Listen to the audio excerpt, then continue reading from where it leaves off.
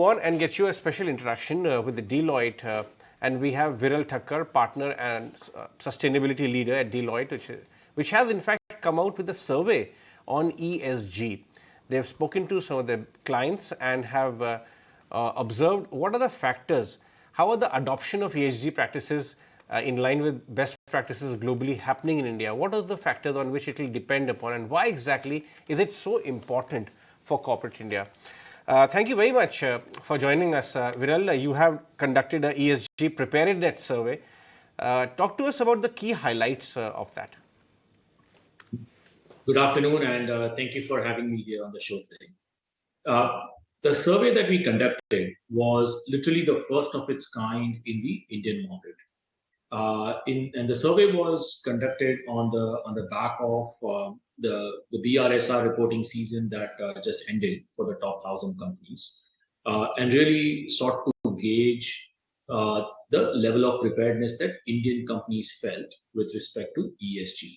As you know, ESG as an area is very broad: environment, sustainability, and governance, and covers a lot of different areas. Now, the biggest challenge that companies seem to face in this study that we conducted was that it is something that very few feel prepared to have a handle on in its entirety. However, it is also something that a vast majority of companies feel that is a boardroom level discussion. So truly 75% of companies felt that it was a boardroom discussion. In addition to that, almost 90% of companies said that this will directly impact their business. And that's the reason, because 75% of companies are also saying that their investors are also evaluating them on their ESG preparedness. In many ways, it's also something that almost is a trifecta of what is a business imperative, which is climate awareness, and not just awareness, but truly taking proactive action to mitigate any impact of climate change on the company. At the same time, it's also something that regulators and other market players such as investors are keeping a close eye on. Now, whether it is to achieve attractive financing from multilateral agencies, with respect to your ESG rating, or complying with requirements that customers in an export market might have. Imagine a customer in Western Europe or North America that might have a strong ESG guidelines or ratings. And then finally, this is also something that is being felt in the supplier ecosystem. In fact, our clients felt that only 15% of suppliers are ESG ready. And suppliers, as you might expect, are typically your small and medium enterprises. And that's the group that seems to be least prepared to encounter ESG.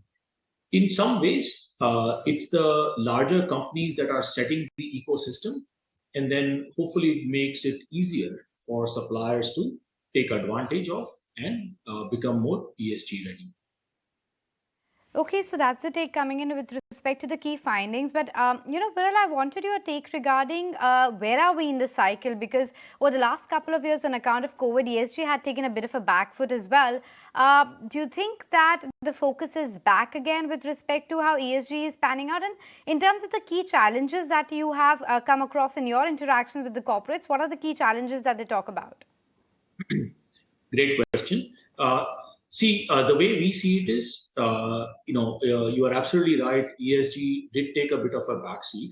But as you might expect, with the Indian economy importing 80% of its energy needs, moving from hydrocarbon heavy industry to industry that utilizes renewable energy is the best way forward for us, right? And as you might expect, a large part of climate readiness or climate mitigation will come through decarbonizing our industry. So that is something that is unique because it is the right answer for companies to reduce their costs, for the country to reduce dependence on imported oil, but also importantly something that helps the environment. So that's the best way forward, and that is a great way that the business imperative and the climate imperative have aligned, and Indian companies are in a very unique position to take advantage of that. So that's probably the most important thing. And then some of the challenges that companies have highlighted, which is every country out there is thinking through their own regulatory requirements and reporting requirements.